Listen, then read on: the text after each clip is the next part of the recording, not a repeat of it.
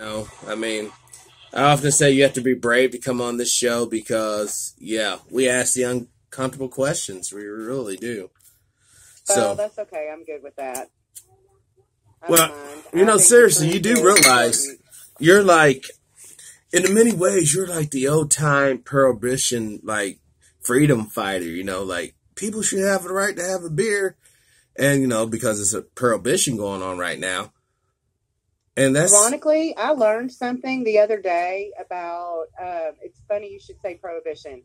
So Harry Anslinger, the guy who was responsible for marijuana prohibition, right. I did not realize this, but he was one of the head guys in charge of the enforcement of alcohol prohibition. And Whoa. once they overturned prohibition, that dude did not have a job. And so of course he wanted to find something else to prohibit so that he could enforce it, right? Right. I didn't even know that. I didn't realize that he had been one of the people that was in charge of prohibition enforcement for alcohol. And then once they overturned that, he didn't have anything else to do. So. But think about this. How many people, because we all know the 13th Amendment allows for slavery as a part of the criminal condition. How many people had to basically slave in jail because of prohibition? How many lives did that destroy? That's a very important point. I mean, my two goals have been to get people medicine, and then we need to get people out of jail. However, we need to do that, whether that is that we lobby the legislature or we do another ballot initiative or whatever we have to do. We need to get people out of jail because they absolutely should not be in jail for using a plant. Right. It's been used for medicine for thousands of years. Do you think this would be a good idea too? It's just buy us some politicians and get them in there. God knows there's plenty of politicians for sale. You might go shopping. I don't know. I guess. That seems like But where would we get the money to buy a collective group? That's the whole thing. That's the whole thing. So we have things in our favor. One, we have science on our side. We have science that tells us that marijuana is an effective medicine for everything from epilepsy and Alzheimer's to Crohn's disease and autoimmune disease, that it can treat cancer, that it can alleviate the symptoms from chemotherapy, that it can help kids who are autistic. Yes. There is science behind us. And then there's the fact that it's just bullshit that people are in jail for this plant. Right. That is having righteousness on our side. So, well, but they're going to use, honestly, Corinne, they're going to use the tax code to justify those people being in jail. Well, they didn't pay taxes on that contraband. That's why they're really in jail. Just like they did for Al Capone. I have a personal belief that people should not go to jail if there was somebody who was on purpose. You know what I'm saying? If right. he's not a victim, then why are people in jail for it? Because, let's face it, jail is monetary. It's been monetized. There's money. It started out simply as a mechanism of control. If they made marijuana illegal, then they could target the people in the community that were the primary users of it, which were African American people. Right. And then those jazz musicians. The guy got in front of the government and testified that we needed to make marijuana illegal because it makes black people think they're as good as white people. Right. I mean, seriously, that is what he said was the reason for making it against the law. I don't understand why we don't look at that record and go, wow, that just needs to be changed. Oh, Carmen, we're about ready to go live. Let's, I want to start off right there at that point that you left off with. We got to do our spill first. Yeah, we do our spill. But come on. Okay. Wait, how are you going live on your channel? I'm live on Instagram. Oh. Well, welcome to the other morning show, y'all. I'm Dimebag Darley. I'm TruePowerIsMine. And I don't know today's date. It's the 19th. The 19th, 2018. October 19th, 2018, year of our Lord. Thank you. It's been one of those days. And we have Karin Chester on the phone from Normal, St. Louis chapter. She is a humanitarian. She believes that people should be treated justly on all sides of the spectrum. A wonderful human being. A perfect addition to humanity. Karin, you here? Welcome once again to the show. Wow, thank you for that. I have never been called a... That was awesome. Thank you. It's a pleasure to be here. Well, we're happy to have you. Could you like kind of pick up right where we left off about, I'm going to kind of go all the way back to old boy who had control of prohibition of alcohol and then he moved to marijuana.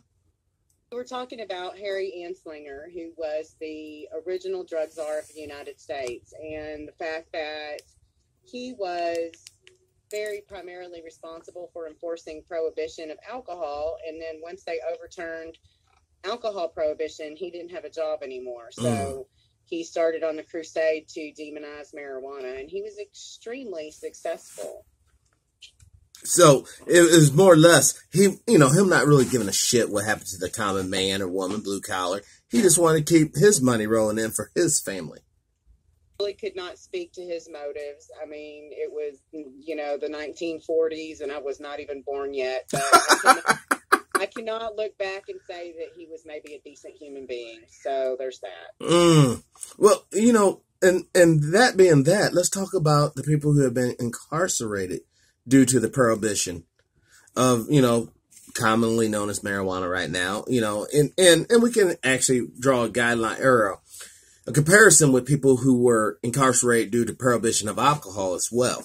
We all know they hit Al Capone not with bootlegging, but with the IRS aspect. He did not pay taxes on said contraband. That's what landed him in jail. It's just a loophole, but they don't have to do that with marijuana. By making it a Schedule I controlled substance in the 1970s, they don't have to put people in jail for taxes. People who are operating legal businesses in states where medical is legal or recreational is legal for that matter, they can't use banks. They can't deduct their expenses from their taxes.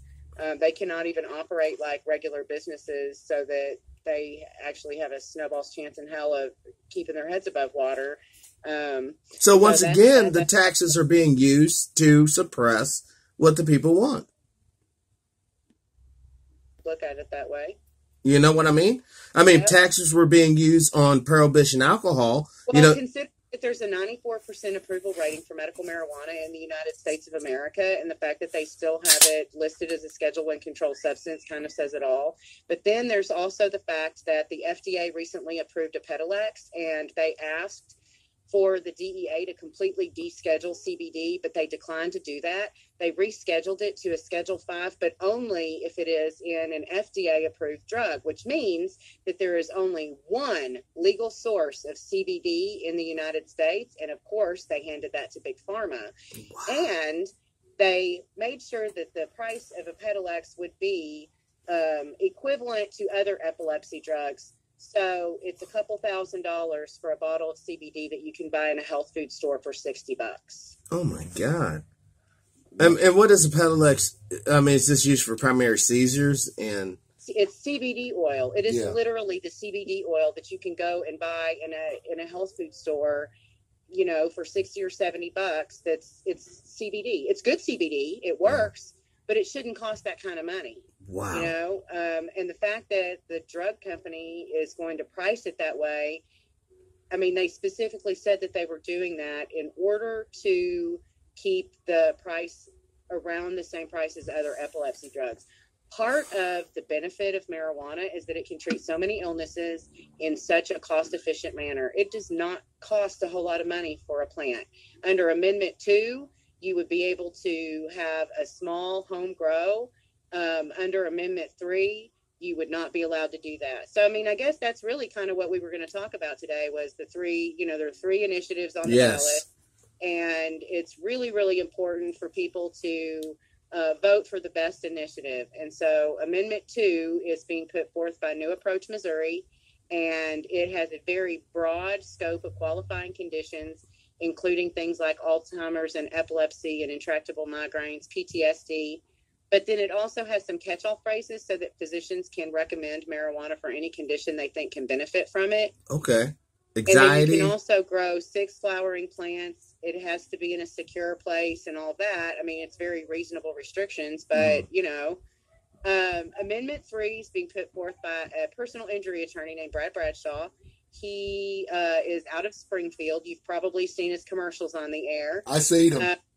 So his amendment it imposes a 15% tax on medical marijuana, which would be the highest tax on medical marijuana in the country. And then it gives him the ability to appoint a 9-person committee. So we just think, like Brad and 8 of his closest friends are going to form this committee to make all the rules and regulations for who can grow, who can extract, who can sell, who can get a card. And the best part is they get to determine where all that money is going to go. Wow. So the 15% tax is estimated to generate $66 million a year. And he wants all of that money to go to an independent research institute that would basically be the equivalent of creating a 4th branch of government in the Missouri.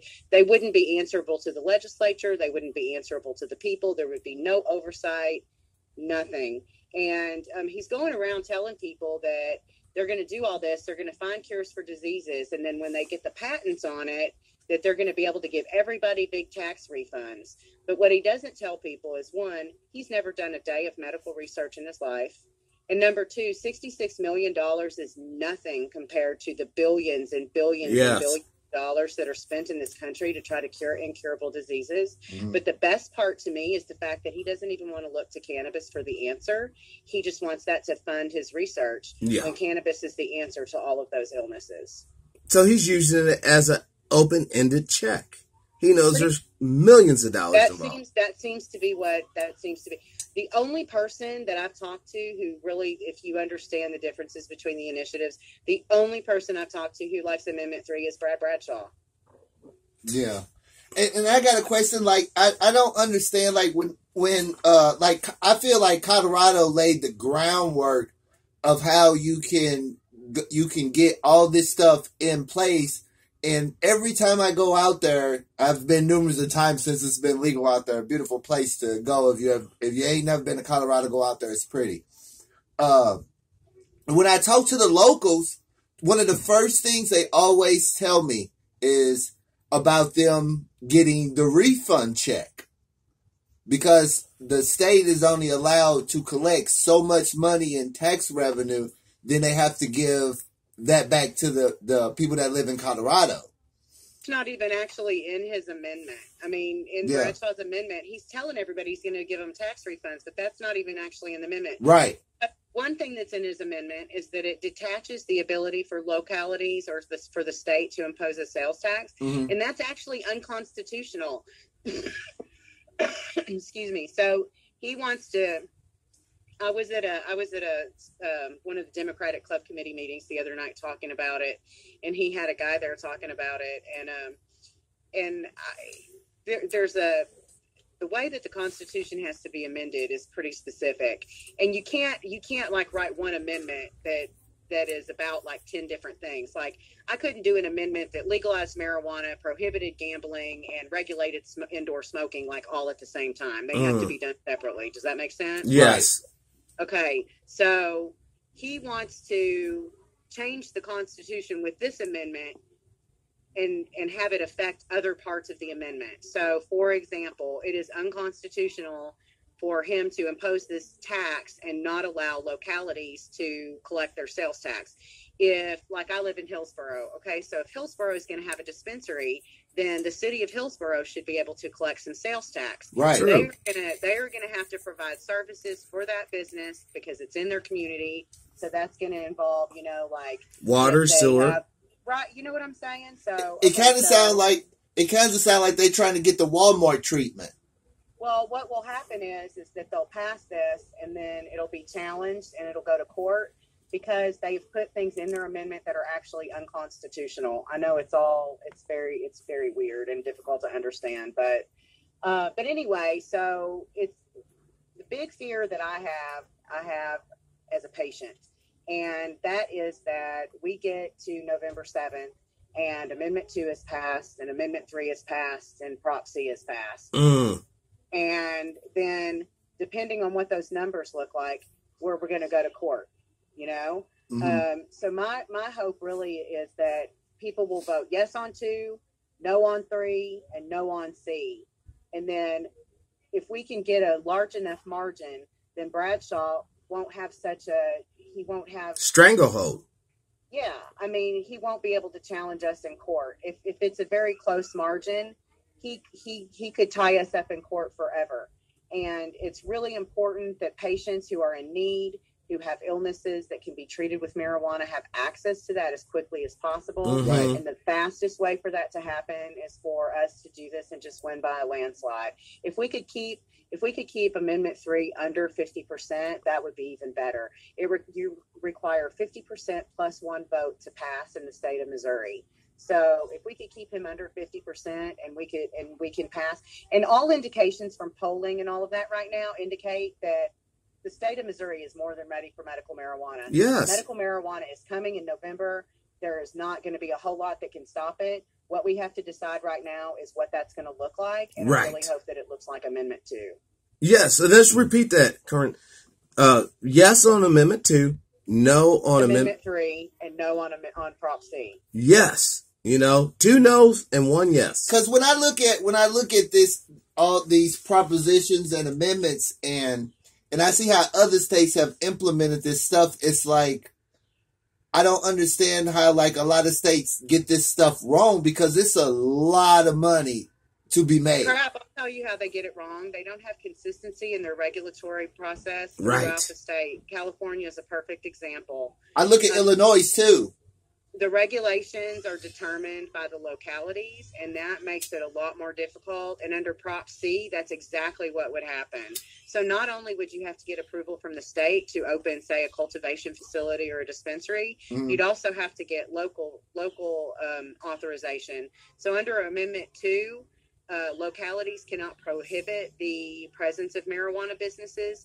They can affect zoning. And so that will probably mean that dispensaries will have to be located more than 1,000 feet away from schools and churches, and that's fine. That's that's just like beer and alcohol, right? And so, I mean, and then there are other areas that I know. I've talked to the governing officials in the communities, and they are talking about regulating dispensaries like they do pharmacies.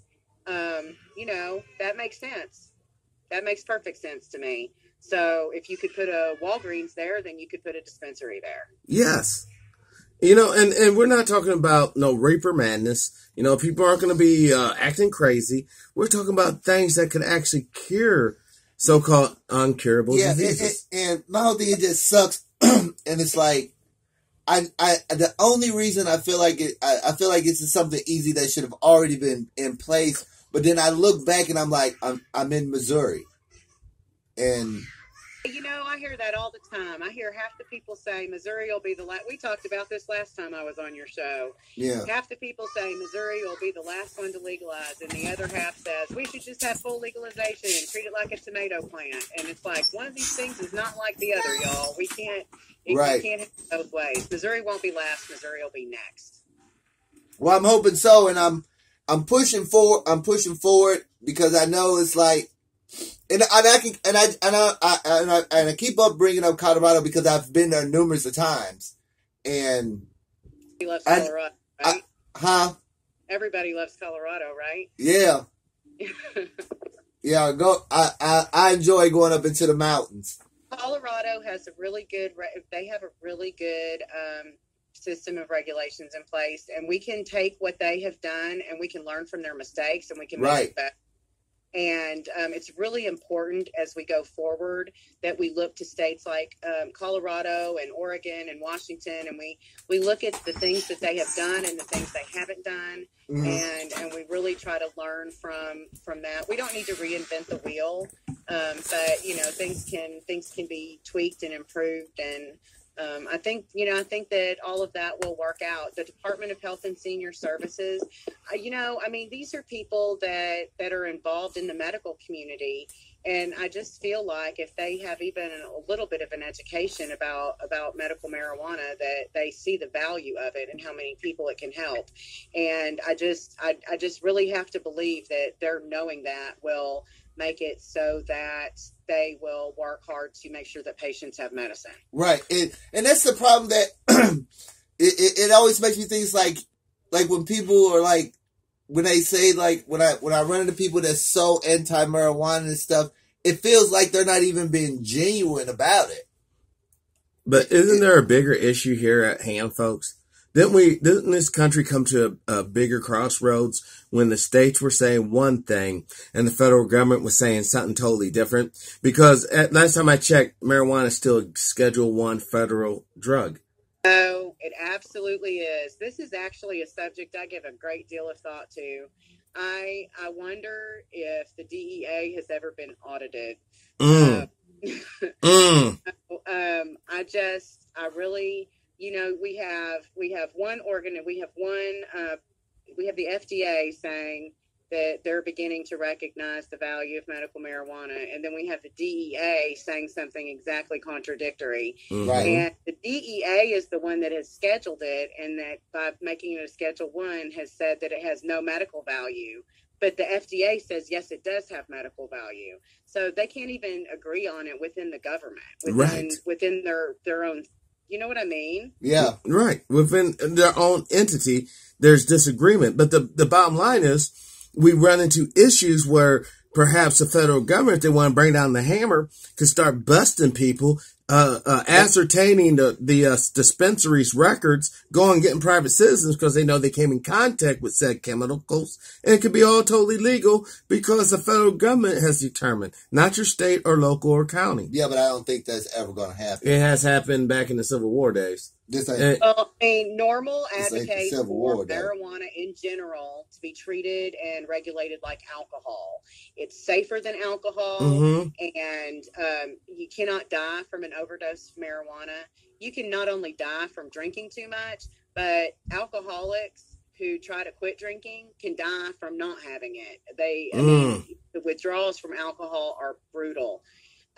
Tobacco is another thing that is incredibly harmful, but I mean, you can walk in and buy that at a gas station, and so why is it legal for us to have those things and not legal for us to have something that's basically not only harmless, but that it's actually beneficial to us? Can I say something? That goes into the racial aspect of America's traditional laws.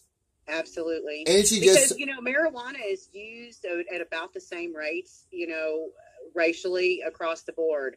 But 75% of people incarcerated for marijuana possession are people of color. Yes. Yes. And you named two of the biggest industries.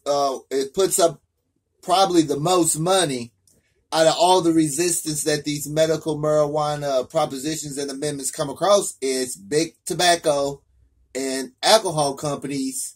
They spend billions of dollars on politicians from the local government all the way up to the federal government to fight this stuff, because they know the more marijuana becomes legal, the less people drink alcohol, smoke cigarettes. They do a lot of less of that stuff, so that cuts into their money. I'll tell you what, though, some companies are getting on board with it. Coca-Cola yes. talked about doing a CBD-infused beverage. Lagunitas Beer Company, they have a cannabis-infused beverage. I was at a conference in Chicago recently, and the beverage market for cannabis is incredible. I cannot even begin to tell you how much this is going to help the economy of Missouri, how many jobs there will be available. Yep. And, in states where medical marijuana is legal, work production goes up, opioid deaths go down. Yes, get these folks off this heroin. Now, Karin, science tells us that marijuana is good for the economy and good for the community, but people still persist in the reefer madness mentality. Yes. And I hate to keep referring back to Colorado, but it's one thing. Every time I go out there, it's one thing. Every time I look up in the sky, besides the mountains, when I look up in the sky, it's always, ever since I've been going out there, it's one thing that I always see. It's cranes. I see cranes. If you see a crane, that means there are big buildings going up. It takes money to put these buildings up. And ever since I've been going out there, it's always been construction all over the place. And I've talked to numerous of people, and they tell me, like, I came here and visit, never went back home, or they came there and visit, got a job, moved out there. The majority of people I have ever met in Colorado were not even from Colorado. True, that's true. I went to Colorado in 2017 and I did a photo project for refugees. So I photographed people that had actually moved from Missouri to Colorado specifically so they can access medical marijuana. Wow. I've met a lot of people from St. Louis and Colorado. Not from St. Louis specifically necessarily, but definitely from all over Missouri. I met really amazing people who left their families and their careers Wow. and everything because they had a sick kid, or because one lady, she had back surgery, and the pain medication and everything, all the meds that they were giving her to manage her pain were killing her. Yeah. Her doctor told her she needed to go to Colorado and get off the opioids. Mm-hmm. And she medicates with medical cannabis now. She doesn't need Vicodin and all that. Now we're targets for Big Pharma. Thank you. You know, they're like, oh shit, they're trying to mess with her pills. Big Pharma is going to lose their grip because now people are starting to recognize where the real fault lies for the opioid epidemic. Mm-hmm. For the fact that, you know, people are starting to get woken up to the fact that Big Pharma's kind of been screwing us this whole time. Mm-hmm. And, you know, there's no money in cures. There's right. only money in treatment that, you know, I mean, I'm a prime example of that. When I first started this 3 years ago, I was taking 46 pills a day that were all pharmaceuticals, and I was sick all the time. And when I managed to get off all the medication, I found out that I was sicker from the medication than I was for the before. So, I mean, you know, it's just, but, you know, to go back to the tax thing, once Colorado legalized recreational, you know, then that recreational marijuana is taxed at a higher rate than medical is because, you know, you don't want to make the medicine cost prohibitive for people who need it. So you don't put a high tax on it. You put a high enough tax on it to regulate the program, and then you designate somebody to benefit from whatever's left over. And that's exactly what we've done. But Brad Bradshaw wanting to put a 15% tax on medical is ridiculous.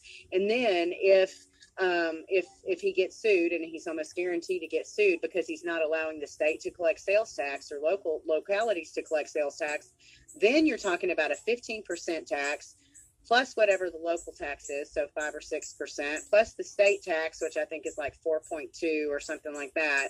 So then you're talking at an almost 25% tax altogether between the retail tax, the sales tax, and he also has a wholesale tax. So I mean, that's ridiculous for medicine.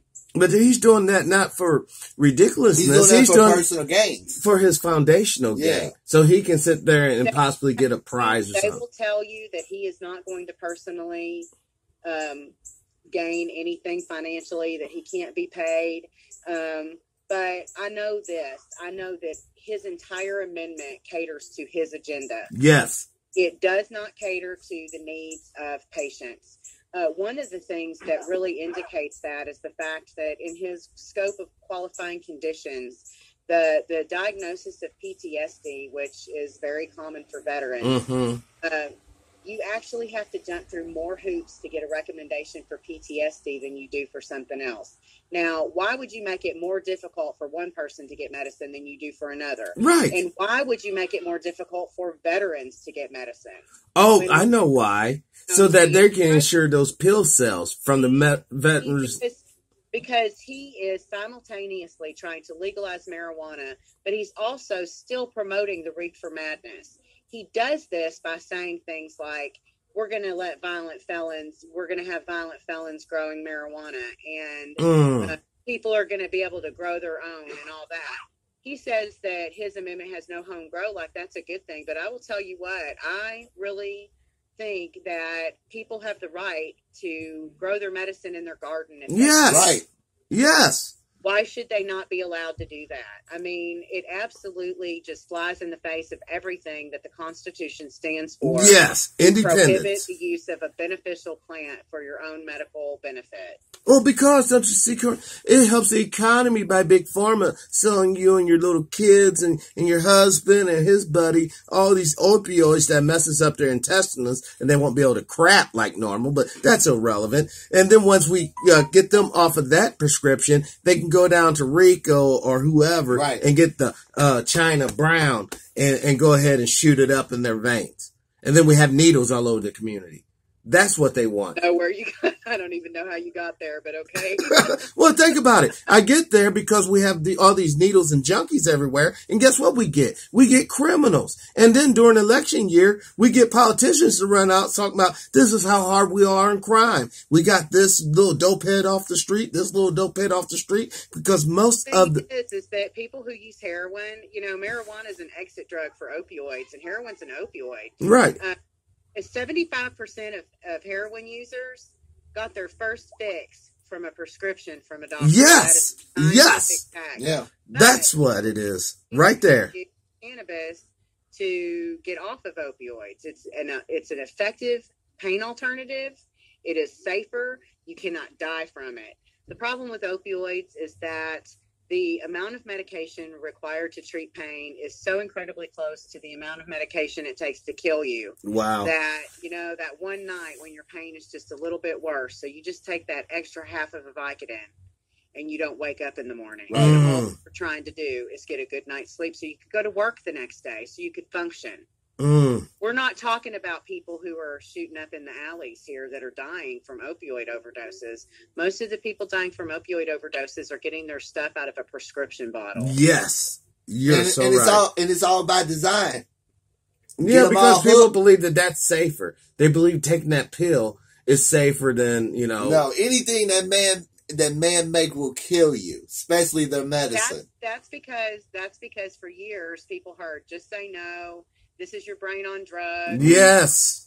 All that stuff. So one of the ironies of the just say no, this is your brain on drugs thing is that, they told us that if you smoke pot, it kills your brain cells. Yes. Okay, so marijuana is an incredibly effective treatment for brain damage caused by strokes and head injury. It is also capable of removing the plaque from your brain that causes Alzheimer's. It also activates your pineal gland to actually create new brain cells. It's one of the few substances on the planet that can actually initiate your brain to create new brain cells.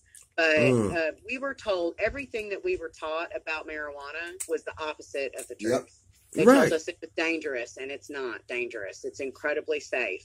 They told us it has no medical value, but we all know that that's bullshit. We all know that. Even the people saying it know that it's bullshit. Right.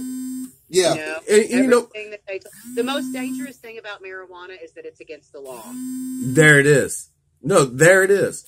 And against the law, just think about it. The guy that's going down the highway right now, right? He gets pulled over. They find the marijuana cigarette on him. He goes to jail. He loses his job now. Potentially loses his wife and kids and all that. And now we have a situation once again where this prohibition leads an individual to what? Jail. And jail leads you to what? Slavery. They go to jail for marijuana and they get out and they can't get a student loan because they are in jail for a Schedule I controlled substance. There you go. They can't get public housing and they can't get the assistance they need. There you go. And they can't get a job because they have a record. Yes. And it's all done. So what did we just essentially create? A second-class citizen. I think that part of, at least I think that society has not recognized the violence of incarceration. Yes. They have not recognized that it is a violent act to take somebody from their family, out of their community, and to put them in jail for a crime that shouldn't even be a crime, that doesn't have a victim, merely for being in possession of a plant. Right. I mean, if you really break that down and start to think about how asinine that is. We minimize the effect that incarceration has on society. We put people in jail like it's no big deal. But it is. Somebody in a cage and keep them there because they had a plant. we treat incarceration like it's just an everyday occurrence, and, Right. and it shouldn't be an everyday occurrence. It should not always be optional to just lock somebody up and throw away the key. Right. I agree with But you. they do it every day because the prison industrial complex Wants it to be that way. on politicians, and they tell, I done seen interviews from prison wardens. They're mad because that state legislator ain't supplying them the prisoners that they were told that they were going to have in these private prisons, and they were pissed because they didn't spend that money on these politicians. You're not wrong. I mean, for years, marijuana users have fed the prison industrial complex, making many men very rich. You're not wrong about that. Yeah, because there are a lot of interests that would like for marijuana to stay illegal. The prison industrial complex is just one of them. The thing is, though, is that it's really right that it is legalized. It is most especially right that it's allowed to be used for medicine. But my personal opinion is that it should be in my garden. It should be sale for. Yeah. Right there by the corn, the tomato plant, the peppers, all that. Because this is your right as a human being. This is supposed to be your inalienable right. This is your pursuit of happiness. Marijuana is definitely a human rights issue. It's not simply, it's not a medical issue. It's a human rights issue. Now, how do we deal with our religious? Medicate the way that I want to. It is my body. I should be able to put chemicals in it or not put chemicals in it as I choose, as I see fit. And a senator or a congresswoman or some other politician they are not competent enough to recommend my medical treatment. Yeah, there you go. I love it. I love it. There you go. Because whenever I hear one of these politicians say that they're against this stuff, I already know why this. All I do is just go look up who's funding their campaigns. Hey, I went to Jefferson City, and I was talking to one of the guys in my senator's office, and I stood there for 20 minutes rattling off statistics about opioid overdose deaths going down and this, that, and the other, and how it was an exit drug. I mean, for like 20 minutes. And I'm talking about science here. I'm not just saying, well, in my opinion, marijuana should be legalized. Right. I'm telling him science, and he just looks at me after I get done, and he goes, well, I still think it's a gateway drug. And I was just like, does science not mean anything to anybody? I hope that wasn't Ben Harris. No, it was not. Oh, because Ben he's pretty cool. I heard that he was actually a big proponent of the industrial hemp bill that they've been working on. So Ben, he's in my district also. Ben Harris is a undercover Republican. Yeah, it was Senator Roman's office that I was in. Oh, yeah, because I mean, you guys are in DeSoto, right? Right. Yeah, so I'm in Hillsboro. We're both in the same area in Jefferson County. So I went to the Capitol with my son, and I had a quite interesting conversation with the lobbyist that was up there. We were talking in the hallway as we were our paths that crossed in the hallway. And we were just talking, I was with my son, and we were just, going to different senators and congressmen's offices and stuff. And I ran into this lobbyist, and we started talking, and I asked him, I was like, what was your main purpose of being here? And he was like, to make sure the politicians do what we pay them to do. He literally said that. November 6th, we have an opportunity to turn over some of those politicians. The people have the ultimate power. Yeah. But we have to use it. And we have to use it by going to the ballot box. And we need to vote these guys out who think that they can run things in a different way than what the people want. We need to tell them, hell no, you need to go home. And we need to put somebody in there who will do the will of the people. Yes. Who will exercise what they know their constituents want, and who will pay attention when we have things to say. That guy should have taken another minute to think about what I had to say, not because I'm right, but because I am a constituent. Yes. It's called the rule of freaking law. But what people don't understand that's what it's supposed to be about. What people don't, corporate whoredom.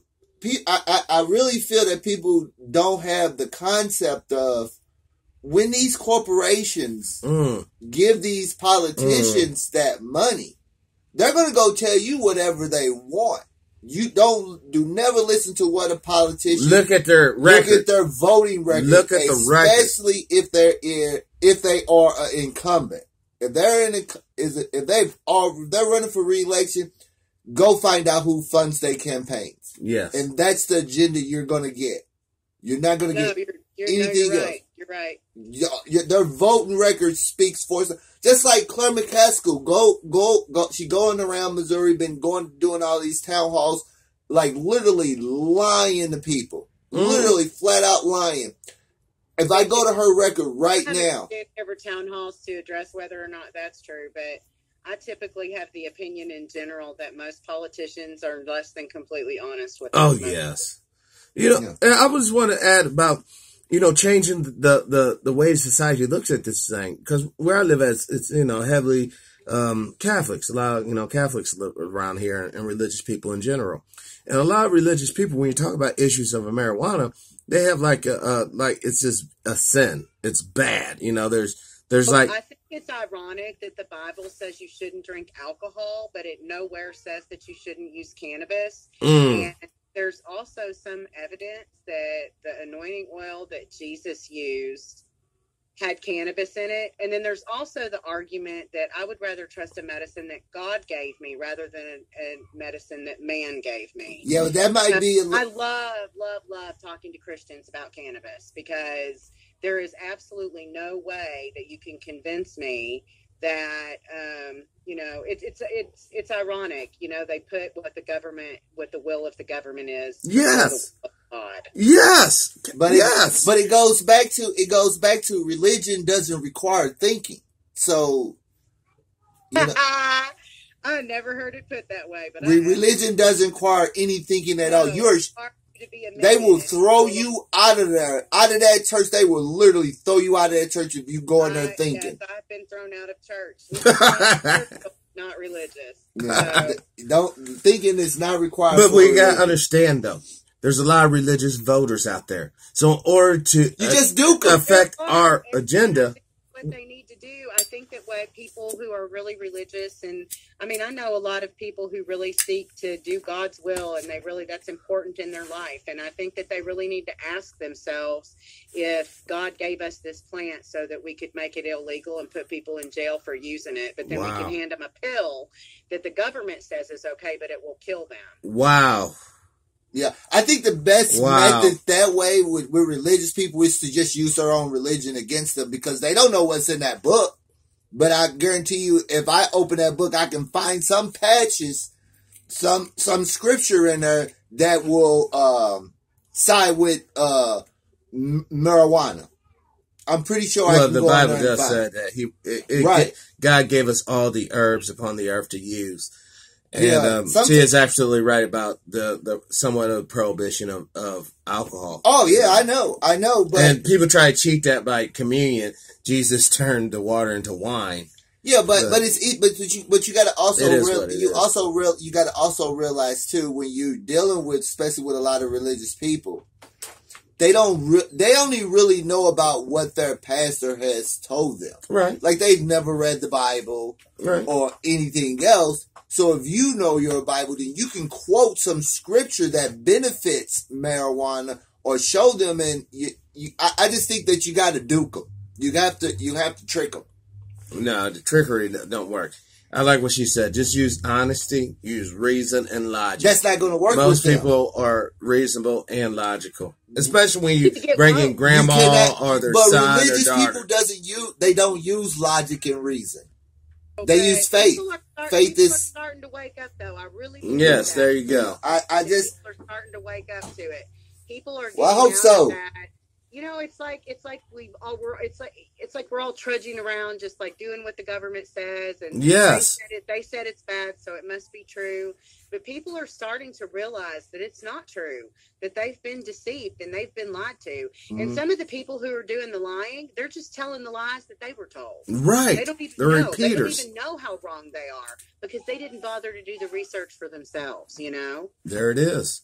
And that's what we ultimately have to get to the point to where people actually start looking into this thing more than just on a superficial level. You know, bring in grandma, bring in their son or daughter, bring in their spouse or loved one. Yeah, I mean, that's really important. It's really important that we can get out there and spread the message, you know, that we need people to vote yes on 2 and no on 3 and no on C. Yes. Get this thing and get medicine for people. It's just, you know, we have to do this. Yeah, and it's sad. It's 2018 and we even have to even be doing this in the first place. Well, it's not sad. Actually, it's a beautiful thing. It shows that there has been some progression. I want you to think about something. In a way, the federal government has done us a favor by not taking action on this. If the government had wised up in the 80s and said, hey, wow, we can take this, we can take marijuana and we can do something with it and we can tax it, we would not have a snowball's chance in hell of having control over this. Marijuana would already belong to Big Pharma. Right. Yeah, I think that's what's Big Pharma is slowing them down for even getting a lot of this stuff going on. They've been the biggest, with them and tobacco and alcohol, has been some of the biggest resistance to even get this stuff legal. It's been the pharmaceutical companies and the alcohol and tobacco companies because it cuts in their profit. It's a real complex. Yeah. Sure. Because I look at... Do you guys want to try to, if you guys want to try to talk again before the election, just let me know. Okay. Most definitely, because I think the more people hear about these propositions, we can get it in their head that they need to do Prop 2. No on everything else. I would like to ask everybody who's listening to go to newapproachmissouri.com and sign up to be a volunteer and to share our stuff on social media. Find us on Facebook, find Greater St. Louis Normal and Show Me Cannabis, and share our yes on 2, no on 3 information with everybody in your friends list. Post it on social media. The only way we win this is if we let people know and educate people on what's what so that they can make the right decision in the ballot box on November 6th. Right, exactly. Because people in Missouri, they're suffering and they need some relief. They absolutely do. People are dying for this. Yeah. So we need to do it. Hey, I need to go. Okay. And I have a meeting I need to get into. But I would definitely like to talk to you again before the election. Okay. So please give me a call and let's set something up. And thank you again so much for having me on. Thank you for coming on. I appreciate it. No problem. I'll talk to you guys later. All right. Thank you. Okay, bye. Bye. And there you have it, folks. Karin from Greater STL Normal, trying to get medical marijuana legal in Missouri. It's on the ballot November the 7th when we vote. So if you're in the state of Missouri, make sure you vote yes on Prop 2, no on Prop B, and no on Amendment B, and no on Prop C. This has been the Other Morning Show. Peace, and I'm out.